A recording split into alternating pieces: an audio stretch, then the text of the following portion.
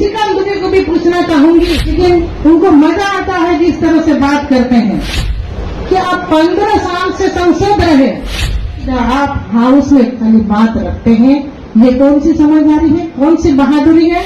बस बरगलाते रहते हैं सरकार, कहते रहते हैं आबुआ सरकार, आबुआ आवाज, सब कुछ तो आबुआ है। फिर आबुआ में कितना लूट है ये समझने के लिए हमारे आदिवासियों को कितना समय लगेगा। जो दूर दराज, जो हमारे ग्रामीण क्षेत्र में रहते हैं, कब तक आबुआ में लूट का धोखा में आप लोग फंसे रहेंगे। ये हम चाहते हैं कि आप लोग के माध्यम से ये उन तक बात पहुंचे, क्योंकि आप शिबू सोरेन जी जो हमारे ससुर जी, अभी वो तो कुछ सुन नहीं पा रहे, बीमार में। अगर वो सुनते तो हम हमारी बात वही सुनते थे, उन्हीं को हम सुनाते हैं और कुछ ना कुछ भला होता। लेकिन अभी वो अस्वस्थ, जो सरकार चला रही है उनके पीछे कई दलालों का टीम है। और दलाल को तो आप लोग जानते ही हैं, दुर्गा सोरेन जी तो कभी भटकने भी नहीं देते थे, दलालों को कभी घूमने तक नहीं देते थे। गेट के बाहर दलाल, जो दलाल है गेट के बाहर रहेगा। ऐसे होता था कि नहीं? ऐसे होता था। यहाँ जब दुमका आते थे उस वक्त 15 साल से पहले, 20 साल की बात कर रहे हैं हम, जब दुर्गा सोरेन जी आए, मतलब बिजली है कि नहीं? आप लोग मीडिया वाले लोग जानते हैं इस बात को। बिजली है मतलब दुर्गा सोरेन जी दुमका में है मौजूद। पदाधिकारियों में डर रहती थी, अगर दुर्गा सोरेन को बात पता चल गया कि किसी को हम गरीबों को परेशान करें, किसी का काम नहीं हो रहा है, अगर नाम बोल दिया जाए तो तुरंत उसका काम हो जाता है। ये खौफ थी। और ऐसा उसने विधायक रहते हुए, जनपति में रहते हुए और पूर्व विधायक रहते हुए भी, बिना पावर के भी सीएम से कम नहीं रहे वो। ऐसा खौफ और ऐसा लोगों के बीच में अपनी जगह वो बना करके रखे, ऐसी शान जब तक जिए पूरे शान शौकत से जिए। तो ये थे स्वर्गीय दुर्गा सोरेन जी। इनके नक्शे कदम पर चलेंगे तो हमें मंजिल मिलेगी, याद रखिए आप लोग। नहीं तो फिर भटकने के सिवाय और कोई रास्ता नहीं है, कोई नहीं सुधर सकता। इसीलिए जितने भी संगठन यहाँ मंच पर मौजूद है और आप लोग भी, ये सेना को मजबूत करना होगा, मजबूतीकरण की ओर ले जाना होगा। नहीं तो आवाज उठाने वाले और कोई भी नहीं है, सब चापलूस लोग मिलेंगे। तो ऐसे आप संथाल परगना की डेमोग्राफी की अगर हम बात करते हैं तो उस पर भी सरकार फायदा लेने के लिए हमारे आदिवासी जो बहनें हैं, बांग्लादेश से आते हैं लोग, उनसे बहला फुसला करके शादी करते हैं। कई ऐसे प्रकरण, कई ऐसे चीज हुआ है जो हम भी जानना चाहेंगे। उस जगह पे जा करके टीम हम लोग बनाएंगे, आखिर क्या परिस्थिति महिलाओं के बीच में होती है जो ऐसे करने पर विवश हो रहे हैं।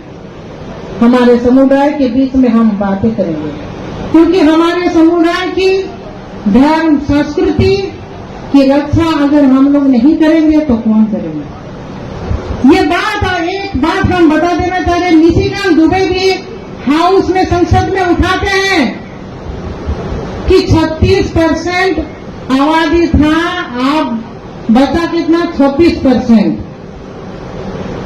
ये डेमोग्राफी चेंज हुआ है। तो इस मंच से मैं निशिकांत दुबे को भी पूछना चाहूंगी कि आप 15 साल से संसद रहे, उस क्षेत्र में आपने जाना नहीं, और आपको संसद किसने बनाया सब जानते हैं। स्वर्गीय दुर्गा सोरेन जी का देन रहा है, उनका आशीर्वाद से वो संसद बने। लेकिन आवाज उठा रहे हैं, लेकिन उनके बीच में जा करके इस परिस्थिति को देखते नहीं है। आखिर क्या परिस्थिति है जो हमारे जो संथाली समाज के लोग भी उनको वोट देते हैं, लेकिन उनको मजा आता है जिस तरह से बात करते हैं। तो आप उनको 15 साल में आपने उनके बीच में जा करके ये सवाल कभी नहीं उठाए और ना ही समस्या को सुलझाने का कोशिश करते हैं। सीधा आप हाउस में खाली बात रखते हैं।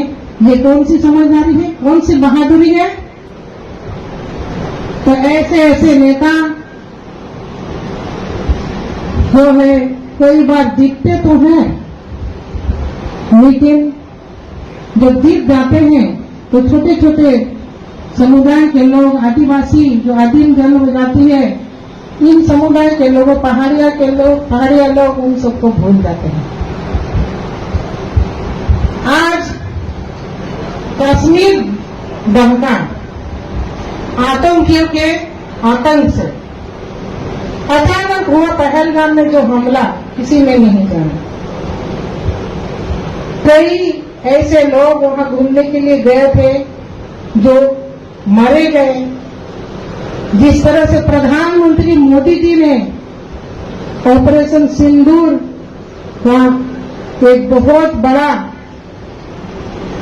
आयोजन किए सेनाओं के बीच में और मुंह तोड़ जवाब दिए कश्मीरियों को, पाकिस्तान वाले को। जितने भी ड्रोन से जो हमला किया जा रहा था, सारे ड्रोन को नष्ट कर दिए गए। तो इतना बड़ा, इससे भी बड़ा यहाँ पर आक्रमण हो सकता था, युद्ध हो सकता था। नरेंद्र मोदी जी ने, प्रधानमंत्री जी ने एक बहुत ही सूझबूझ के साथ काम किए और जिन महिलाओं का सिंदूर लूटा गया था, वैसे परिस्थिति में 2 महिला को भेजे जो इस ऑपरेशन सिंदूर को कामयाब करने के लिए।